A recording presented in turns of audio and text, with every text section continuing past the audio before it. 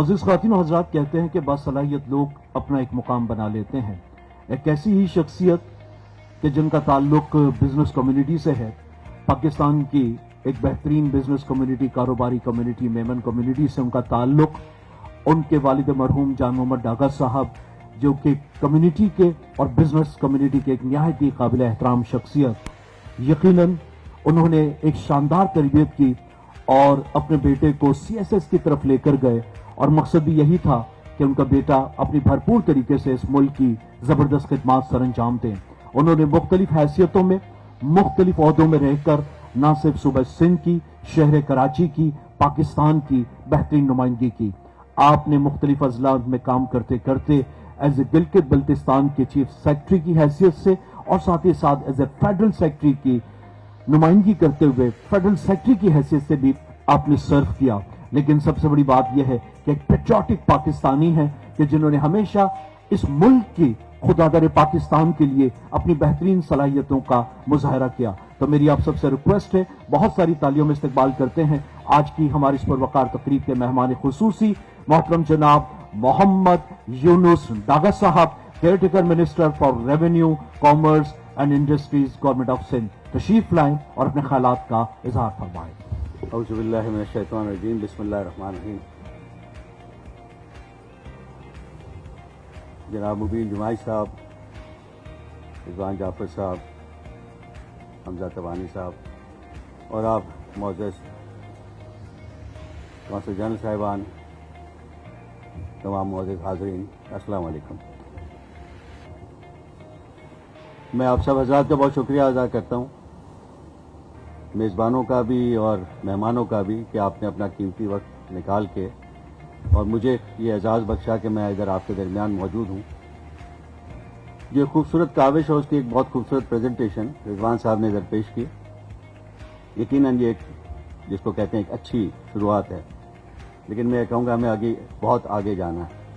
یہ جو کام آپ نے کیا ہے، یہ کام کرنے کا ہے حکومتوں کا، منسٹری آف کامرس کا یا ہم جیسی منسٹری آف انڈسٹریز کا. یہ آپ نے شروعات کر کے یقیناً ایک جس کو کہتے ہیں کہ جو گیپ تھا انیشیٹو کا حکومتوں میں، اس کو آپ نے فل کیا، اور یہی ایک پرائیویٹ سیکٹر، اچھے پرائیویٹ سیکٹر کی جس کو کہنا چاہیے نشانی ہے. اس کے اوپر میں آپ سب حضرات کو بہت مبارکباد دیتا ہوں. یہ بہت عظیم کام، بہت اچھا کام آپ نے کیا ہے.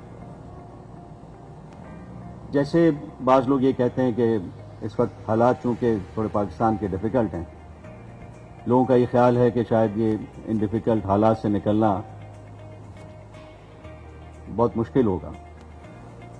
میرا اپنا یہ کہنا ہے، چونکہ میں مختلف اداروں میں، مختلف منسٹریوں میں، حکومت کی مختلف شعبوں میں کام کرتا رہا ہوں، صوبائی اور وفاقی،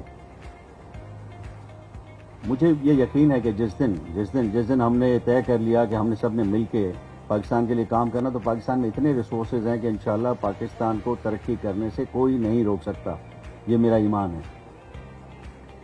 لیکن وہ اچھا گروتھ کی، جیسے رضوان صاحب نے بات کی، دوسروں نے بات کی کہ ہمیں آگے بڑھنا ہے اور کیسے بڑھنا ہے. تو جب گروتھ کی ہم بات کرتے ہیں تو گروتھ کے لیے ریسورسز چاہیے ہوتے ہیں، اور الحمدللہ پاکستان کے پاس ہر قسم کے ریسورسز ہیں.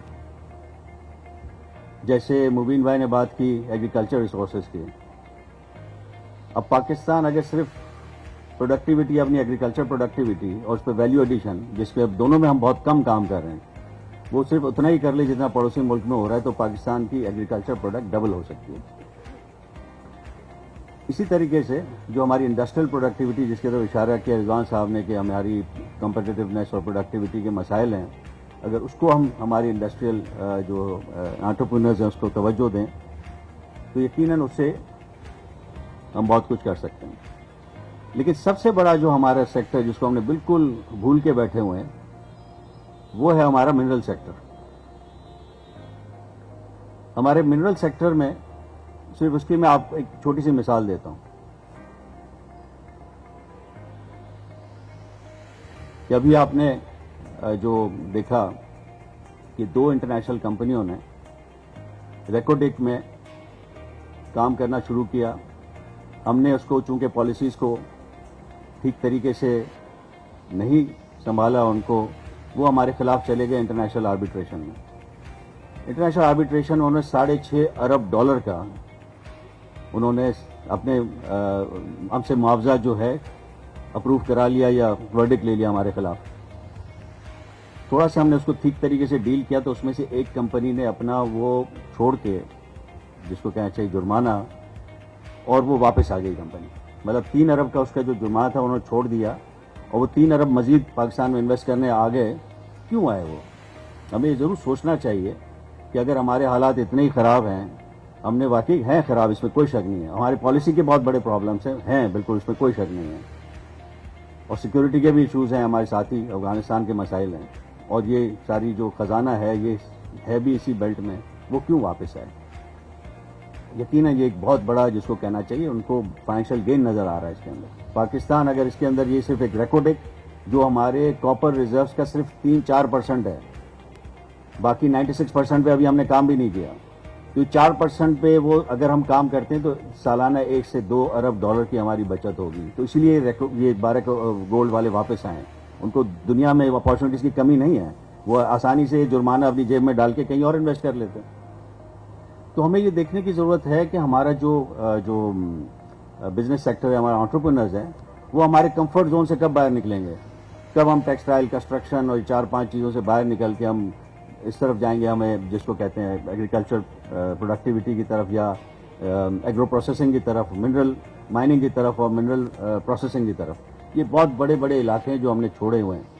जिस दिन हमने इस पर काम करना शुरू कर दिया, मैं आपको यकीन दिलाता हूं कि पाकिस्तान के अंदर कोई कम। अब आप यही देख लें, अब मेड इन पाकिस्तान की आपने बात की, मेड इन पाकिस्तान में हम क्यों इतने सारे, जो हमारा सबसे बड़ा इंपोर्ट किस चीज़ का है?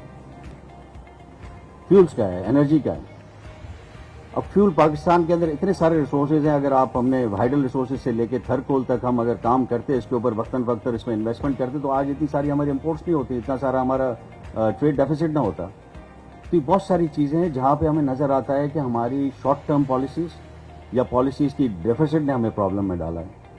और मैं ये कहूँगा कि जब आप इतने सारे लोग यहाँ जमा हो रहे हैं, तो इसका फ़ायदा ये हमें होना चाहिए कि हम पॉलिसी एडवोकेसी का इस फोरम में इसको चेंज करें। रिजवान साहब, आपका अगला ये होना चाहिए कि आपने बहुत अच्छा एक इनिशिएटिव लिया है, अब इसको पॉलिसी एडवोकेसी का फोरम में इसको डेवलप करें, ताकि आपकी बात सुनी जाए जब पॉलिसी बनाई जाए। यही हमने कोशिश कर रहे हैं FPCCI में, क्योंकि आपको पता है कि FPCCI में भी इसकी कमी थी।